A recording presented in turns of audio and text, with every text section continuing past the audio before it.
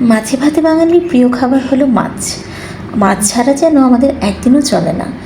আর এই মাছের মাথা দিয়ে তৈরি তরকারি অথবা মুড়িঘণ্ট আমরা এক একজন এক একভাবে রান্না করি।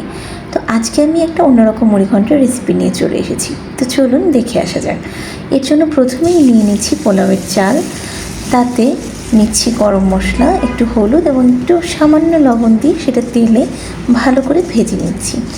যখন চালটা এরকম লাল লাল হয়ে যাবে এবং দেখুন, দেখেই বোঝা যাচ্ছে একদম শক্ত হয়ে গেছে, তো এই পর্যায়ে আমি কেটে রাখা কিছু আলু দিয়ে দিচ্ছি। তার সাথে হলুদ লবণ দিয়ে সেটাকেও আবার চালসহ ভালো করে ভেজে নিয়ে অল্প পরিমাণ জল দিয়ে ঢেকে দিচ্ছি যেন আলুগুলো সিদ্ধ হয়। এইদিকে আরেকটি চুলায় আমি মাছের মাথাগুলোকে ভেজে নিচ্ছি। একটু কড়া করেই ভাজবো, যেহেতু আমি মাথাগুলোকে আস্ত রাখতে চাচ্ছি, কারণ পরবর্তীতে ঝোল দিলে তখন দেখা যাবে যে মাছের মাথাগুলো ভেঙে যাচ্ছে। যদিও মুড়িঘণ্টে মাছের মাথাগুলোকে একটু ভেঙেই দেওয়া হয়, কিন্তু আগেই বলেছি আজকে একটু অন্যরকমভাবে মুড়িঘণ্ট রান্না করব।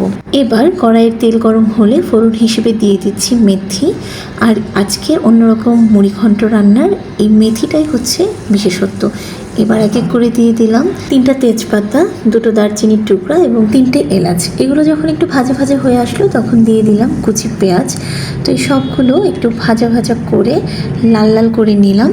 তো এই পর্যায়ে দিয়ে দেবো এক এক করে সব গুঁড়ো মশলা এবং আদা কুচি। আর হ্যাঁ, এটাও বলে দিই, গুঁড়ো মশলা হিসেবে এখানে দিয়েছি জিরা গুঁড়া, হলুদ গুঁড়া এবং লাল মরিচের গুঁড়া। এই পর্যায়ে ভেজে রাখা আলু এবং চালটা দিয়ে ভালোভাবে কষিয়ে নিয়ে তারপর জল দিয়ে দিচ্ছি যেন চালটা সিদ্ধ হয়। জলটা যখন গরম হয়ে যাবে, অর্থাৎ জলে যখন বলক আসবে, তখন আমি এক এক করে ভেজে রাখা মাছের মাথাগুলোকে দিয়ে দিচ্ছি। আর হ্যাঁ, আজকে আমি মাছের মাথা হিসেবে বড় রুই মাছের মাথার পাশাপাশি নলা মাছের মাথাও নিয়েছিলাম। আপনারা চাইলে শুধু নলা মাছের মাথা দিয়েও করতে পারেন, আবার যে কোনো বড় মাছের মাথা দিয়েও করতে পারেন। তো এখন আমি খুবই আলতো করে প্রতিটা মাছের মাথা উল্টে পাল্টে দিচ্ছি যেন ঝোলটা খুব ভালোভাবে ভিতরে ঢুকে।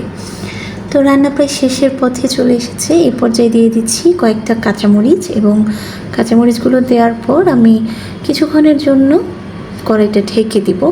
রান্নাটা নামানোর আগ মুহূর্তে আমি এবার দিয়ে দিচ্ছি গরম মশলার গুঁড়া। আর এই গরম মশলার গুঁড়াটা আমার বাসায় তৈরি করা।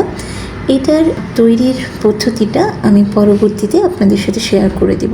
তো যাই হোক, তৈরি হয়ে গেল আমার একটু অন্যরকম মুড়িঘণ্ট। নর্মালি মুড়িঘণ্টটা দেখা যায় যে মাছের মাথাগুলো ভেঙে একদম কাটা কাটা করে দেওয়া হয়, কিন্তু আজকে আমি একটু আস্ত রেখেছি। এবং এটা কিন্তু আমার মার রেসিপি। মা একদম মাথাগুলো ভেঙে দিয়েও করে, আবার এইভাবে আস্তেও রাখে এবং অবশ্যই মেথি ফোড়নটা দেয়। আজকের মতো এখানেই বিদায় নিচ্ছি। অবশ্যই কমেন্ট বক্সে জানাবেন রান্নার রেসিপিটা কেমন লাগলো এবং কারা কারা এইভাবে চাল দিয়ে মুড়িঘণ্ট রান্না করেন। ভালো থাকবেন, সুস্থ থাকবেন এবং অবশ্যই লাইক কমেন্ট করে আমার পাশে থাকবেন।